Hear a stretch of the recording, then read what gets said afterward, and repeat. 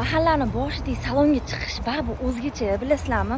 Bolalarni ship etib uxlatasizlar-da. Oilami kimgadir shuni tashlaysizlar, telefon qilasizlar. Chiqursam bo'ladimi deysizlar, tapchigani shuni oyog'iga ilasizlar-da, chiqib ketaverasizlar. Anu sentrdagi qimmat salonlarga borish uchun bir hafta bir oy oldin yozilish kerak.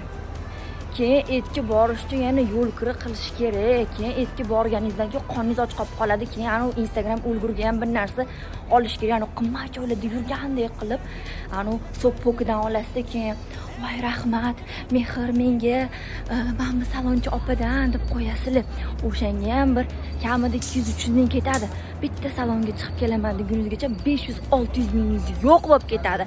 Agar yana u salon qimmat bo'lsa, Abiyoda 150 ming, 160 mingga mana chochni ham qilasiz, uxlatgani ham dahshatini qilib qo'yadilar, qoshlaringizni ham teradilar.